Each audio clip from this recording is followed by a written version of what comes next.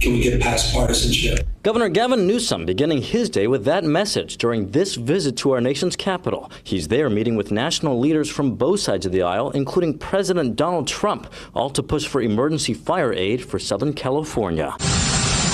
This is what it looked like less than 2 weeks ago as Newsom and Trump met in person in Los Angeles during Trump's trip to survey the fire damage and meet with first responders and victims. They're going to need a lot of federal help. Unless you don't need any, which you'll be okay. We're going to need a lot of federal help. So we're going to take care of things. But just a few hours earlier, Trump heavily implied he will send federal emergency aid to California only if state leaders agree to the following conditions. I just want voter ID as a start, and I want the water to be released, and they're going to get a lot of help from the U.S. Fast forward to today's meeting. Here at the White House. No cameras were allowed inside, but the governor's office described the 90-minute in-person meeting between Newsom and Trump as, quote, very productive.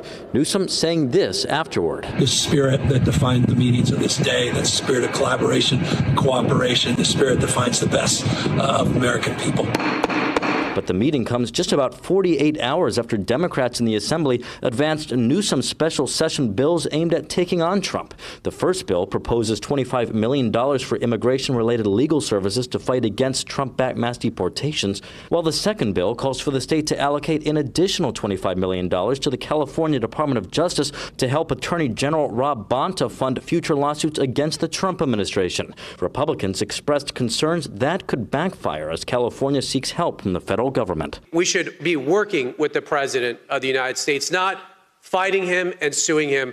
That is not a good measure of good faith in trying to work with our federal partners, especially at a time when we're asking for billions of dollars in aid. But Democrats argued the bills are crucial. This funding is about upholding the rule of law. This funding is about protecting Californians of every background. Looking ahead, GOP members of Congress who met with Trump during his recent trip to California believe he will deliver assistance to impacted communities. Are you confident President Trump will get the aid to those who need it most? Oh, absolutely. You know, when FEMA denied the victims of the Creek Fire individual assistance, one call to President Trump got that decision reversed and got that aid to the victims. He's the best friend that fire victims have had since Smokey the Bear. Democrats, on the other hand, say they're concerned Trump will follow through with threats to condition the aid. The idea that they're going to withhold aid from families that have lost everything to score political points or to try to extract something political out of California